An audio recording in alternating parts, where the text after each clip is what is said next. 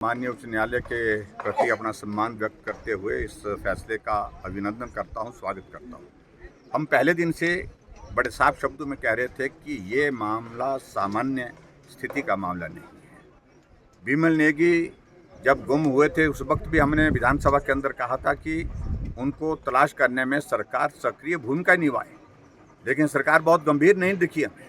और अंततः 10 दिनों के बाद बिमल नेगी की जो है डेड बॉडी बिलासपुर में रिकवर होती है, और डेड बॉडी रिकवर होती है तो रिकवरी के समय जो उनके यहाँ से जो सामान जो रिकवर किया उसमें एक चीज़ को लेकर के मालूम पड़ा कि जो पेन ड्राइव थी वो रिकवर हुई थी, लेकिन वो शो नहीं की गई, दिखाई नहीं गई। बाद में किसी ने वो जब रिकवरी के समय कहीं वीडियो किसी और प्राइवेट आदमी ने खींचा था, लिया था, उस वीडियो में वो पेन ड्राइव भी उसमें दिखी, तो इस कारण से पुलिस वालों को लगा कि अब दिखानी पड़ेगी। और फिर जब वो पेन ड्राइव एफएसएल को भेजी गई तो मालूम हुआ कि उसको फॉर्मेट कर दिया गया हुआ है। फॉर्मेट करने का मतलब कि सबूत सारे नष्ट कर दिए गए हैं, जो हमारी शंका थी वो सही साबित हुई। और अभी हाल ही में जब इस मामले को लेकर के परिवार के लोगों के ऊपर लगातार दबाव था बनाया हुआ सरकार ने कि सीबीआई की जांच की बात मत करिए, आप मत करिए मांग, लेकिन परिवार के सदस्यों ने इंतज़ार किया, 15 दिन तक इंतज़ार किया। और उसके बाद जब सरकार की ओर से कोई इस प्रकार से इस जांच में प्रगति नहीं हुई, जो एसआईटी कॉन्स्टिट्यूट की गई थी, उसके पश्चात किरण नेगी जो बिमल नेगी की धर्मपत्नी है वो हाई कोर्ट में गई, उनका परिवार हाई कोर्ट में गया और उन्होंने कहा कि सीबीआई की जांच होनी चाहिए। और विधानसभा के अंदर जब मैंने इस मामले को उठाया था विधानसभा के अंदर, तो मुख्यमंत्री ने बार बार कहा कि राजनीति कर रहे हैं, परिवार के सदस्य नहीं चाहते हैं सीबीआई की मांग।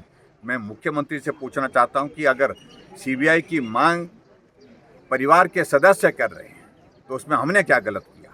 हमने सही मांग की थी, पूरा प्रदेश चाहता था, पूरा एचपीपीसीएल की ऑर्गेनाइजेशन चाहती थी, परिवार के लोग चाहते थे कि सीबीआई की जाँच हो। और आखिरकार सीबीआई की जाँच के लिए कोर्ट में मामला चला, और कोर्ट में जब खुलासा हुआ कि डीजीपी की रिपोर्ट जब आई, उन्होंने कहा कि एसपी शिमला अनावश्यक रूप से इस सारे मामले में दखल दे रहे हैं। मैंने उनको 2 बार या 3 बार उनको बुलाया, लेकिन उसके बावजूद भी वो आए नहीं। रिपोर्ट मांगी, रिपोर्ट दी नहीं गई। और उल्टे आप कल्पना करिए कि शायद ऐसा बहुत कम उदाहरण देखने को मिलेगा। एसपी एक डिस्ट्रिक्ट का डीजीपी के खिलाफ भरी कोर्ट में उनके विरुद्ध बोलने के लिए खड़ा हो जाता है। पुलिस एक डिसिप्लिन फोर्स है और कभी इस तरह के उदाहरण देखने को नहीं मिले। और डीजीपी ने बड़ा साफ शब्दों में इस बात का भी जिक्र किया है रिपोर्ट में कि जो हालात है, जो परिस्थिति है, ऐसे में लगता है कि निष्पक्ष जांच होने पर ये लोग जो है प्रदेश के प्रश्न चिन्ह खड़ा करेंगे ही करेंगे, परिवार के लोग भी करेंगे।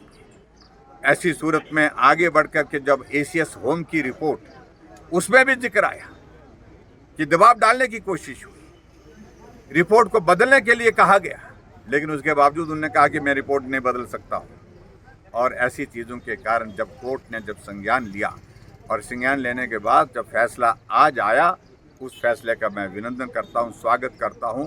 और इस मामले को लेकर के हम पहले दिन से कह रहे हैं कि इस घटना को सिर्फ आत्महत्या के रूप में नहीं देखना चाहिए, ये हत्या भी हो सकती है, क्योंकि बड़े बड़े अधिकारी, बड़े बड़े नेता भ्रष्टाचार के बहुत सारे एक नेक्सस के साथ काम कर रहे थे।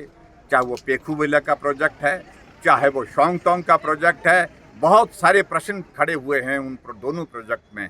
और बिमल नेगी की हत्या की वजह अगर रही है तो भ्रष्टाचार को जो लोग पनपने दे रहे थे उनके खिलाफ वो खड़े हुए, उन्होंने ईमानदारी से अपनी बात कही, और उस दबाव के चलते हालात ऐसे पैदा कर दिए